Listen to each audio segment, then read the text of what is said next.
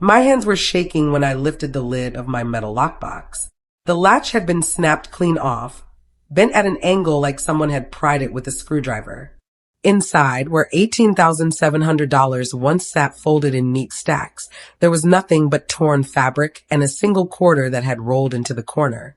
I stood there in my bedroom doorway, staring at the empty space, my breath caught somewhere between my lungs and my throat. Then I heard boots on the stairs. Heavy, deliberate, unfamiliar. My father appeared in the hallway with two men I'd never seen before, both wearing work jackets and blank expressions. Dad had an envelope in his hand, thick with cash, and he was shoving it into his coat pocket without looking at me. One of the men whistled low and said, "That's your kid's stash?" Nobody answered. They just walked past me like I was furniture, and the front door slammed so hard the picture frames rattled on the wall. I stumbled into the hallway, my legs barely holding me upright. The house smelled like stale coffee and something sharper, like fear mixed with sweat. My father was already at the bottom of the stairs, his back to me, shoulders hunched like he was bracing for impact. "Dad," I said, my voice cracking. "What did you just do?" He didn't turn around. He just stood there, one hand on the doorframe, breathing hard. "You know I'm in deep, Ave," he muttered. "Consider it rent." 22 years of back rent, the words hit me like a slap. Rent.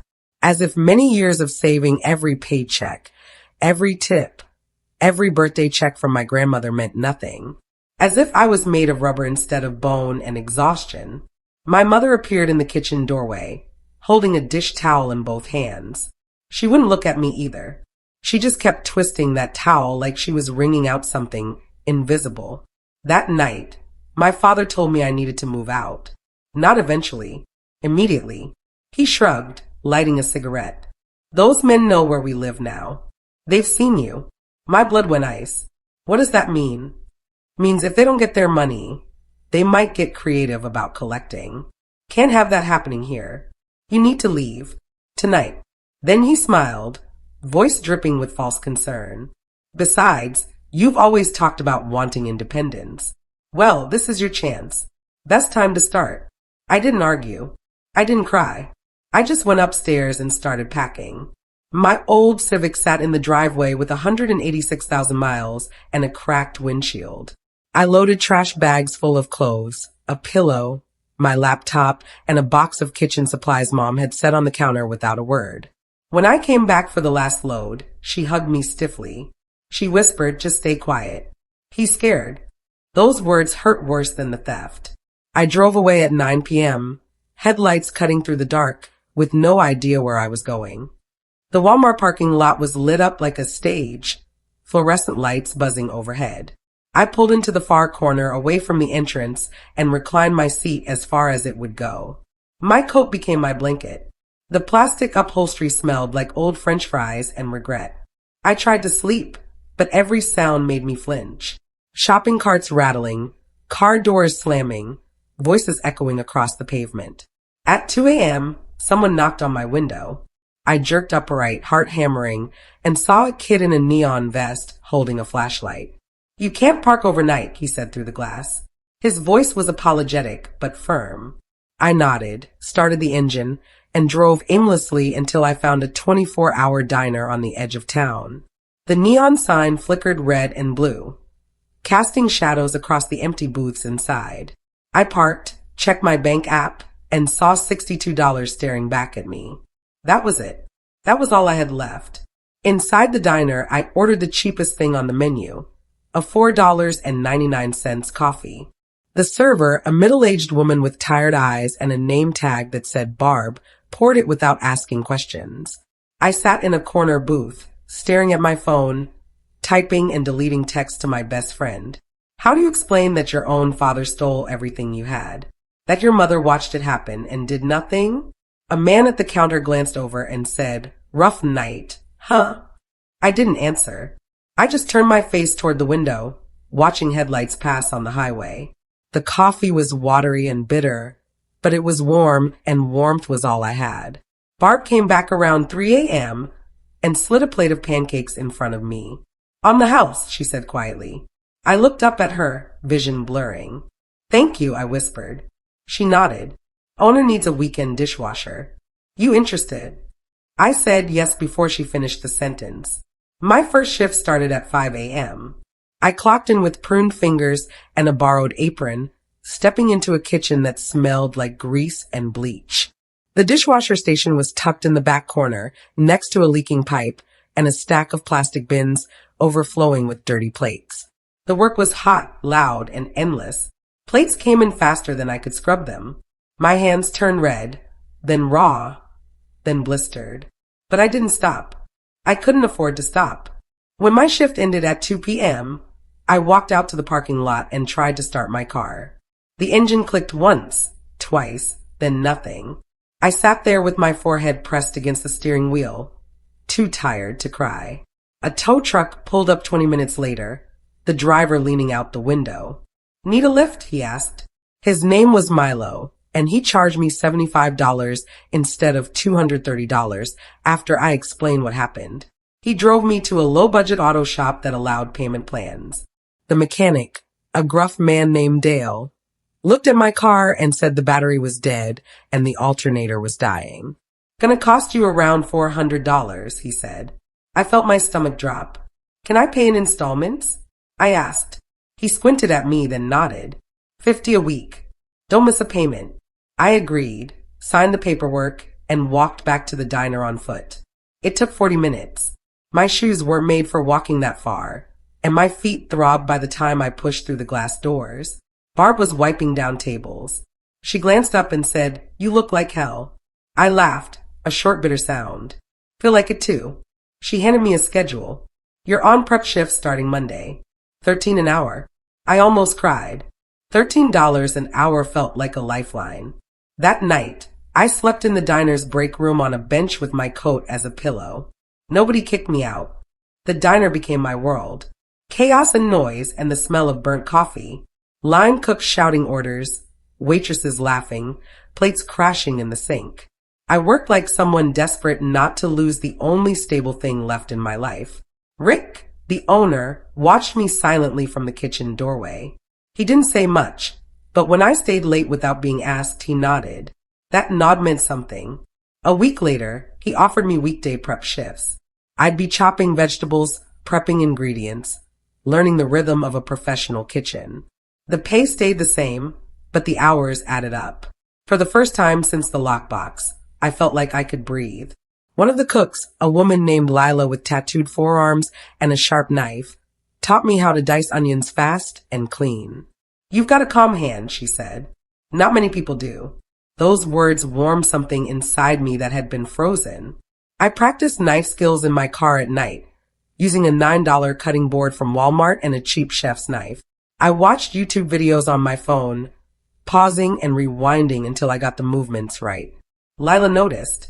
She started teaching me more, how to prep garlic, how to julienne peppers, how to move through a kitchen without wasting motion. I was good at it, better than I expected. My hands, once soft from office work, grew calloused and strong. Rick bumped me to breakfast line prep because, in his words, I didn't screw around. I took that as the highest compliment I'd ever received. 2 weeks later, I got my first real paycheck. $418. I opened a new savings account that same afternoon. The balance was low, but it was mine. Clean. Untouched. I stared at the screen for a long time, memorizing the numbers. Then my phone buzzed. A missed call from my dad. I ignored it. I didn't block the number, but I didn't call back either. I just let it sit there, a notification I could swipe away whenever I wanted. That evening, I signed up for an affordable hospitality course at the community college. The class met twice a week, and the instructor, a woman named Ms. Keller, said hospitality needed people who know struggle and patience. I took notes like my life depended on it. Maybe it did. The course covered customer service, conflict resolution, basic management skills, things I'd never thought I'd need. But every lesson felt like armor I was building, piece by piece. I dreamed of earning a certification, getting a stable office job again, maybe even managing a hotel front desk someday. Then, after class one night, my mother called. She was crying so hard I could barely understand her. Your father, she sobbed. The debt's worse. It's over $40,000 now. They're saying he owes dangerous people. I listened without speaking. My mother kept talking, words tumbling over each other. She said collectors were calling at all hours, that someone had spray painted a threat on the garage door, that my father hadn't slept in days. Ave, please, she begged. Can you help? Just a little. I felt the old guilt rising, the familiar pressure to fix things I didn't break. But this time I didn't crumble. Mom, I said quietly, I can't. She went silent. What do you mean you can't? I mean I don't have anything to give. He made sure of that. The line stayed quiet for a long moment. Then she hung up. I sat in my car in the college parking lot, staring at the dashboard, waiting for the guilt to swallow me. It didn't. For the first time, I felt something else. Boundaries. The next morning, Rick asked me if I'd ever thought about management training. I said yes before I even processed the question. Management training meant longer hours, more responsibility, and learning how to handle scheduling, inventory, and payroll accuracy. I dove in.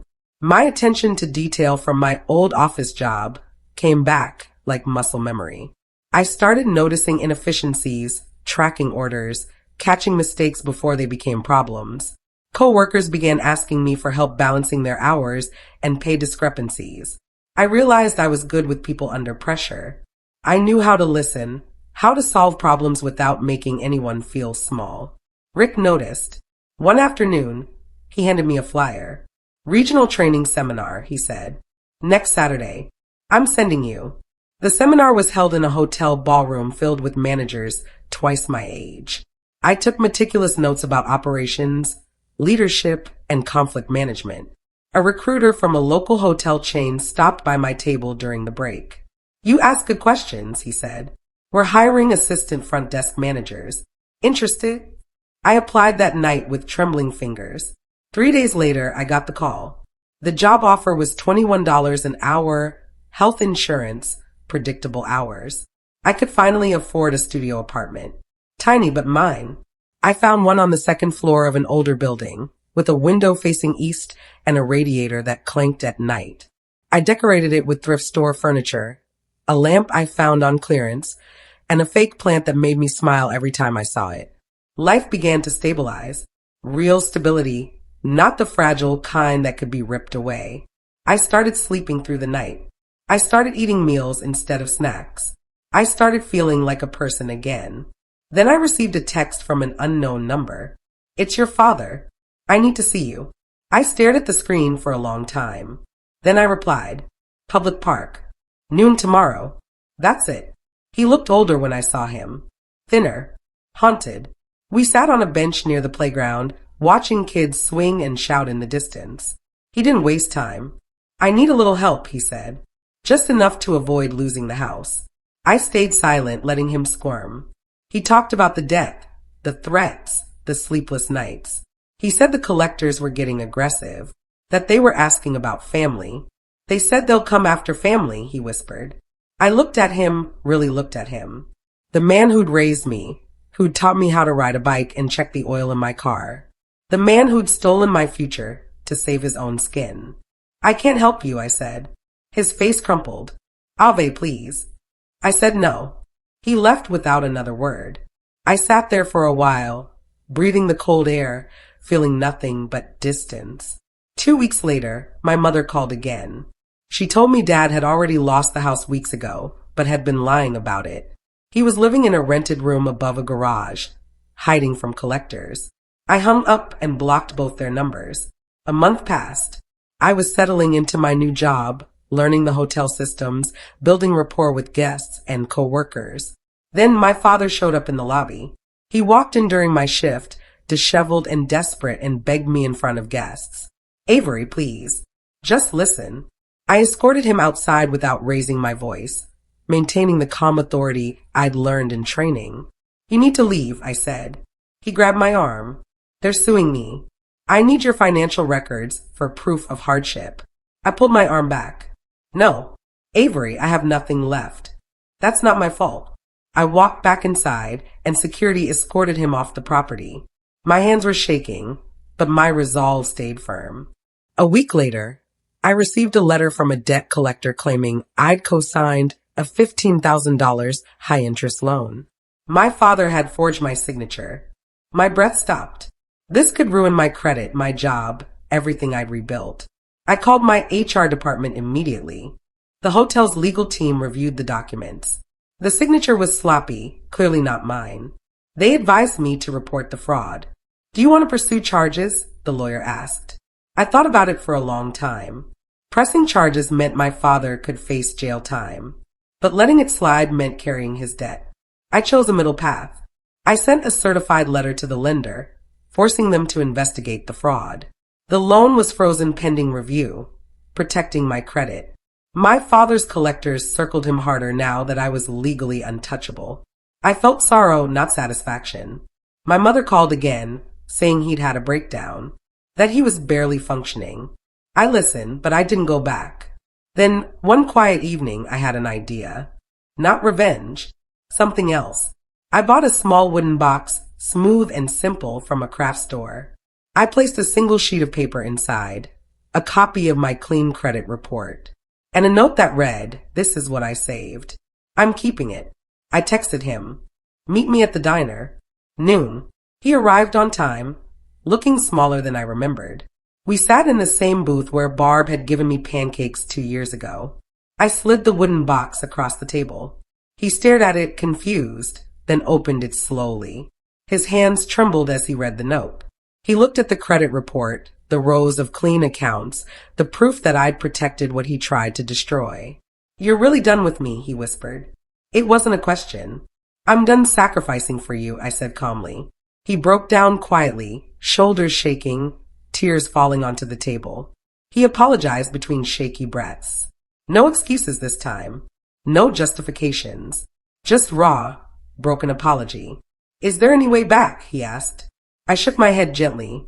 He wiped his face with the back of his hand, then stood and walked out. He clutched the box like a relic, something sacred and irretrievable. I watched him leave through the diner window, his figure shrinking into the distance. Months passed. My mother told me he lost everything. His job, his room, his car. Collectors filed against him, and he declared bankruptcy. I didn't sabotage him. I just stopped saving him. He walked the path he built, one bad decision at a time. I felt pain, but also distance. The kind of distance that lets you breathe. Then I got an email about a promotion. Front office manager. $58,000 a year with benefits and training opportunities. I read it 3 times, making sure it was real. My team respected me. They said I was calm under pressure, that I never made them feel small, that I listened. Those words meant more than the salary. I moved into a bright 1-bedroom apartment with windows facing sunrise. I bought my first new couch and cried when it was delivered. Not sad tears, relief.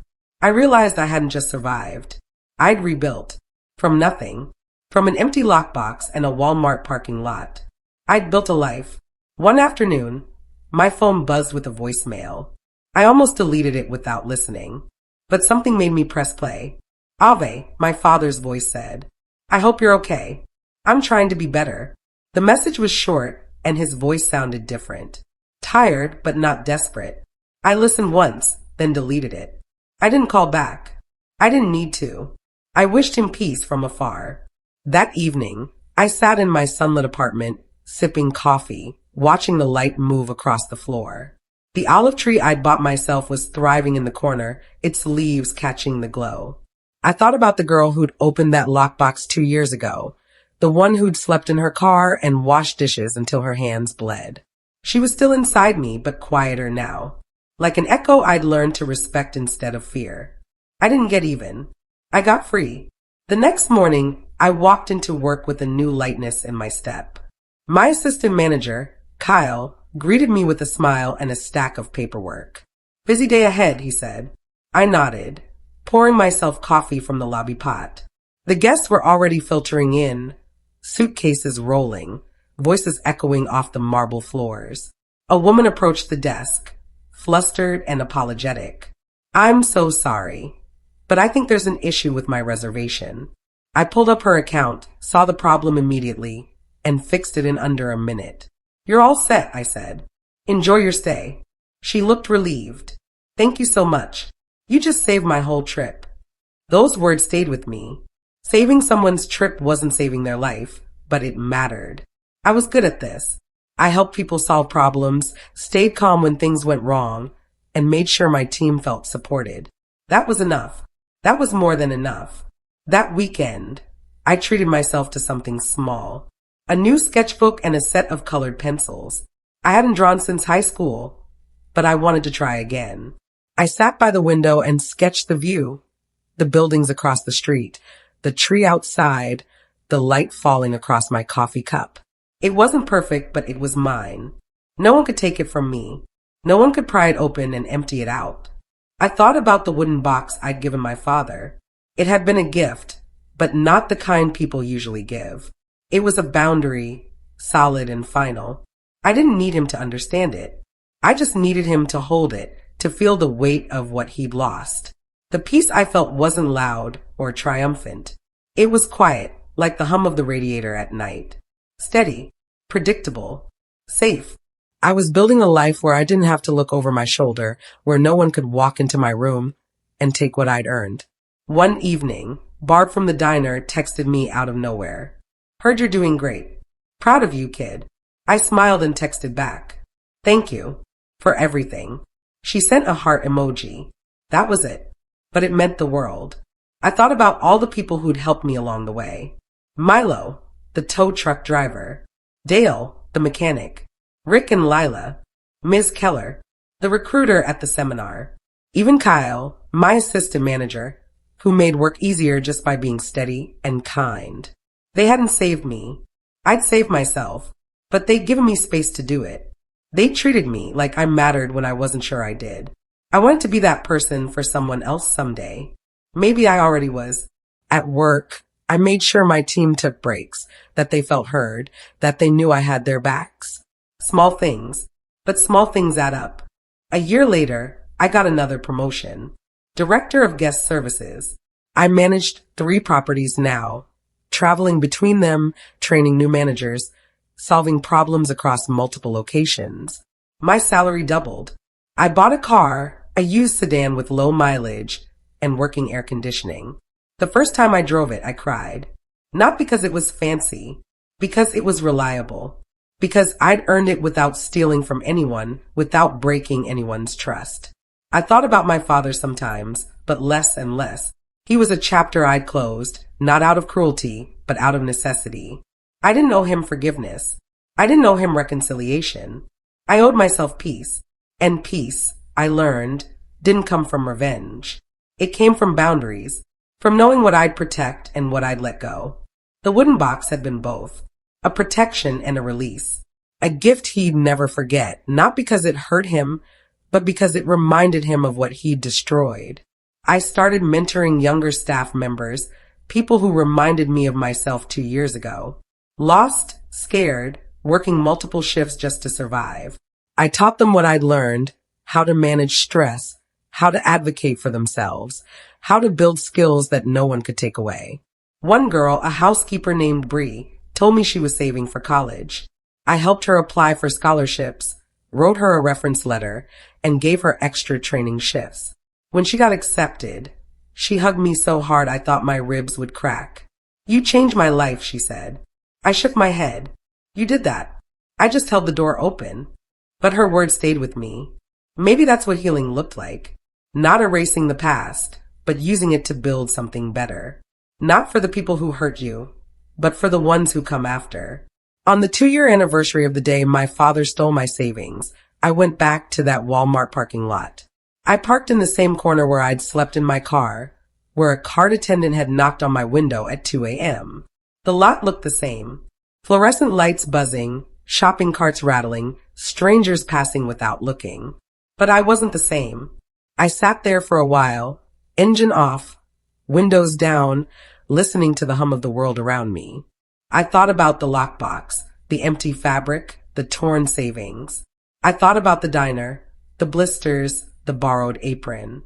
I thought about the wooden box, my father's tears, the distance I'd chosen. I didn't regret any of it. Not the pain, not the loss, not the boundaries, because all of it had led me here. To this moment, to this life. I started the engine and drove home. Not to my parents' house. To my apartment. My space. My peace. That night, I sat by the window with a cup of tea, watching the city lights flicker in the distance. My olive tree had grown taller, its leaves brushing the ceiling. The fake plant I bought 2 years ago was still there, cheerful and green, a reminder of when I had nothing but hope. I pulled out the wooden box from my closet, the one I'd bought for my father. I'd made two. One for him, one for me. Inside mine was a copy of my first paycheck from the diner. $418. I'd framed it, not because it was a lot of money, but because it was proof. Proof that I could start from nothing and build something real. I closed the box and set it on the windowsill, next to the olive tree. The city hummed below, alive and indifferent, and I was okay with that. I didn't need the world to notice me. I just needed to notice myself, to remember where I'd been and how far I'd come. I didn't get even. I got free. And that, I realized, was the greatest gift I'd ever given myself. If you like this story, please like this video and share your impressions of this story in the comments. Subscribe to the channel to listen to the next last revenge story at the same time, every other day. Thanks for watching.